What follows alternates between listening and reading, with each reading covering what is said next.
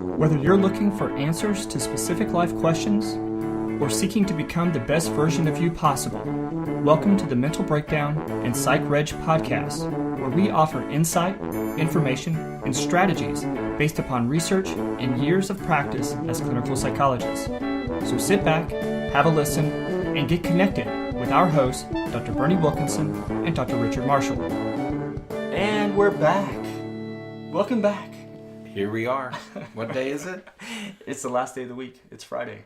And so today we're going to wrap up this week of discussions on just parenting. A few more hours before next week begins. with a discussion about developmental parenting. That's right. It is time that we venture into this topic, right, and do something about it. You and I have been discussing it for more than a year now. Right. Okay. Right. We talked about it at conferences. We've mentioned it at some presentations and workshops that we've done. So it's really time to open this one up.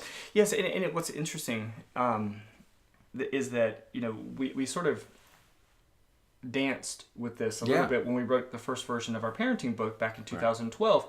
Right. We danced with it a little bit that this idea that the needs of a parent change over time. That's as right. The child develops. That's right. We need to do different things as parents. That's right, because the way our book is set up is that we start with infancy. Right. And then we go through these 4 developmental stages. Right. The last chapter is adolescence. Right. Okay.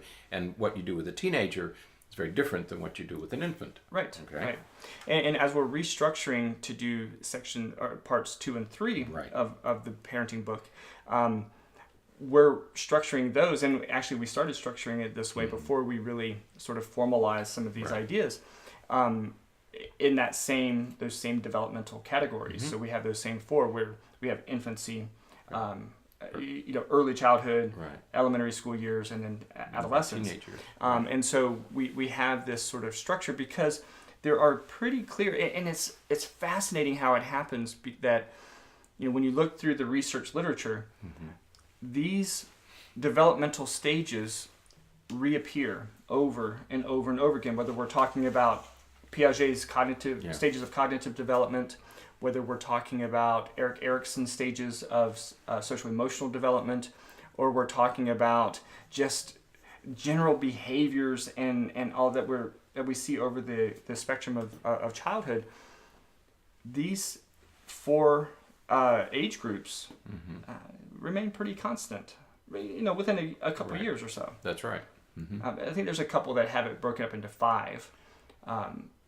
They sort of separate middle school. Right, early teen and late teen. Right, you can look at the teenage years as early teenagers and older teenagers. Right. Okay, and there's some people. In some ways that distinction is useful. Yeah. In other ways it isn't. Yeah.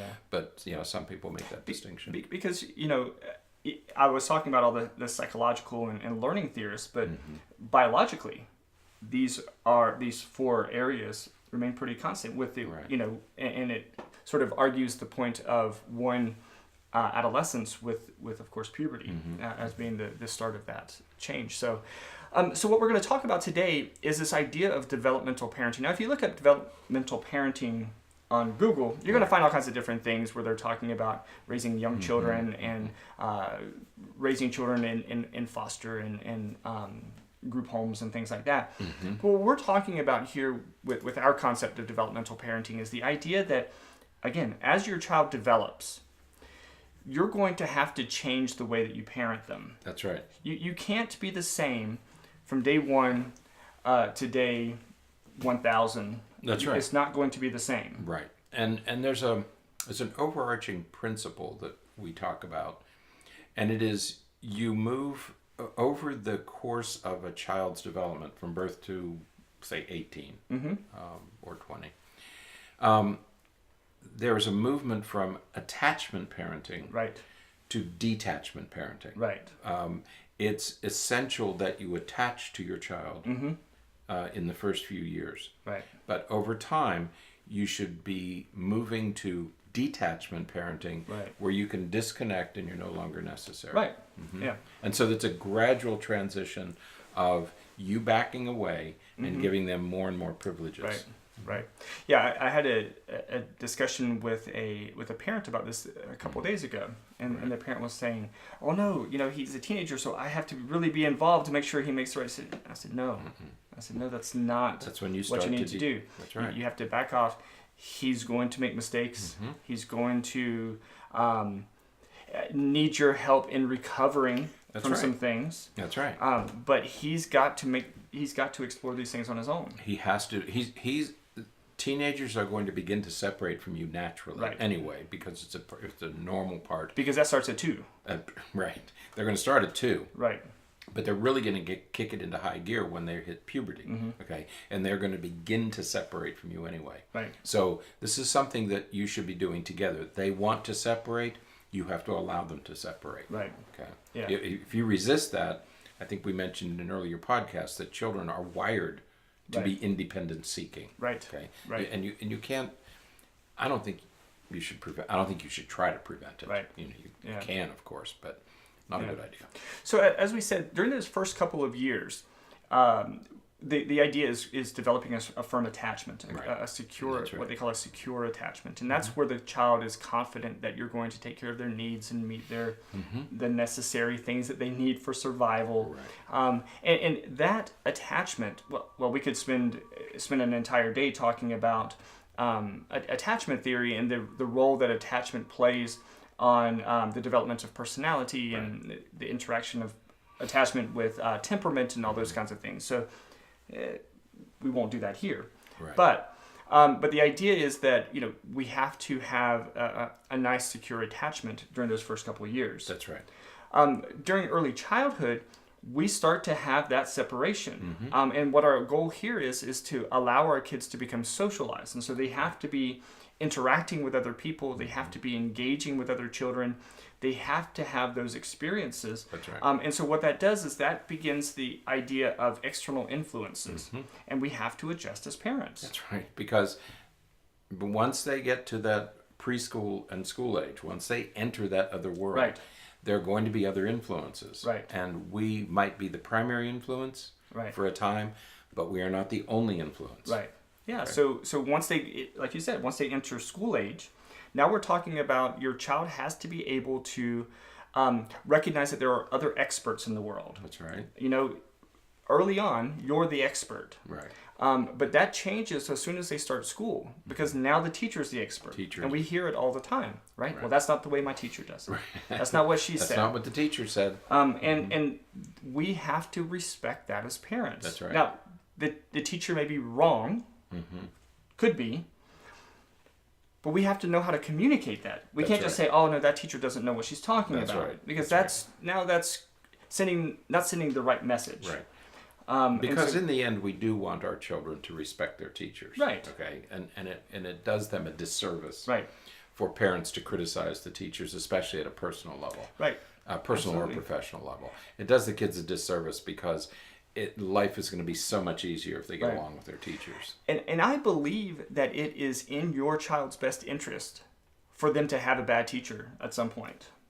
They need to know what it's like to have somebody who maybe they view as not being fair, or somebody they view as being very strict or very rigid in their expectations. Right. Because I think that because that's going to be one of their future bosses. They're going to have a boss one day who is rigid and unreasonable, and they, the earlier we can learn how to deal with some of that stuff, the better. And so as parents, we got to let them experience that. Better that they experience it while they're still with us than after they leave us. Absolutely. We can be there to pick up the pieces. Absolutely.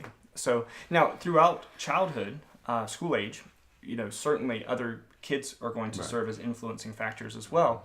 But then once we reach adolescence, the fun really begins. Right. Because not only do we have the significant influence of peers and teachers, but we also have the influence of hormones. That's right. Which, that's fun stuff. It calls for some exciting times in homes. And so as parents, this is where we're detaching. We have to start to separate. We have to pull back and allow them to experience some things. We have to allow them to make some decisions on their own. Safe decisions, not decisions that are going to be permanently disfiguring or anything like that, but certainly decisions that, that are going to allow them to explore who they are, sort of their identity, and their, how they want to express themselves. Right. We're not talking about tattoos and not when they're teenagers. Right. We're not talking about those kinds of things, but we're talking about just some sort of room to grow. Right. As I would say, as teenagers, there a couple of things are going to happen. One is they're going to separate. Right. Separation is inevitable. Right. It's going to happen. It needs to happen. Okay. You shouldn't stop it. Right. They need to be able to separate. They're going to become more independent. Right. They're going to become more opinionated. Yeah. And they're going to push back a little bit more. Yeah. Okay. Because they're becoming independent. Right. Okay.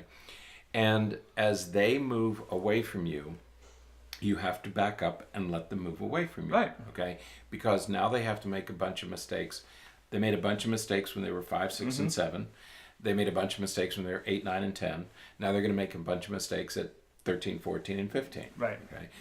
That's an appropriate time for them to make those mistakes. Right. You don't try to engineer a mistake-proof childhood. Right. Yeah. It's just not going to, because remember, you are not going to be a perfect parent. It's just not possible. That's right. And so you have to let them experience some of those things, because it's through those experiences that they're going to learn who they are, what they are, right, and where their position is in life. That's right. There are going to be disappointments. There are going to be shortcomings.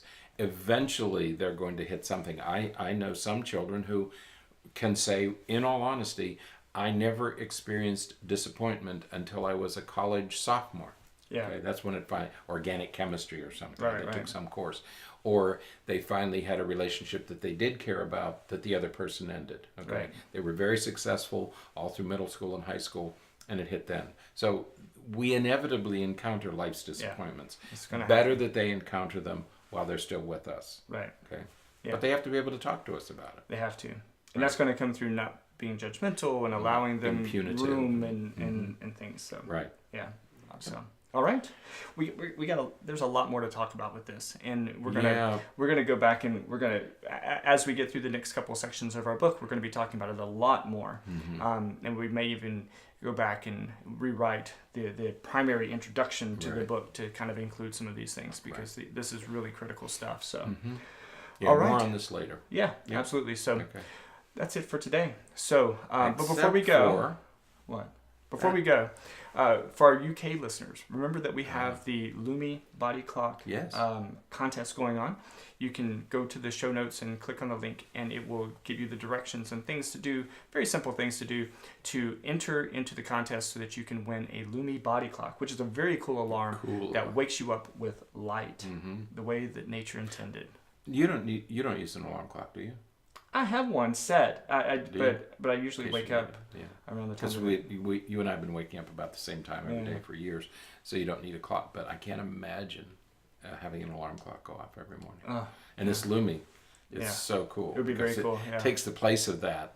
What a great idea. Yeah, absolutely. So, also, if you're in the UK, take a look at that. It's just for our UK listeners to check that out. Also, if you haven't seen any of them yet, make sure that you are following us on YouTube so that you can keep up with our 13 Reasons Why live events. We just did one, well, if you're listening to this the day that it comes out, we did one yesterday evening on the evening of May 18th. Right. And that is, we did tape 3 for that show, which was episodes 5 and 6 of the Netflix program. But follow us there, go there to YouTube, subscribe, and of course you will see the entire schedule, because next week we've got another show that we're going to do, another live event. I think it's going to be on the next Wednesday night, which should be the 25th. We're going to be talking about tape 4, which is going to be episodes 7 and 8. Wednesday night? It's going to be the next Wednesday night, right? The 24th. And so, 24th, sorry. But the schedule is in the show notes of those YouTube events, and you can check it out, because we would love for you to be there to chat with us in the YouTube chat and join in on a conversation as we review this critically acclaimed. I don't know if that's controversial. Controversial is probably the right word. But it has been. Well, I don't know about critically acclaimed, but it has become popular. Right. And controversial. Yes. And so we want to go through it carefully. Yeah. Judiciously. Yeah. and informatively. And get people involved, get a conversation started. Absolutely. Okay. So, all right. So join us for that. All right. All right. So that's it for today. Until next time, stay happy, stay healthy, and forget to be afraid.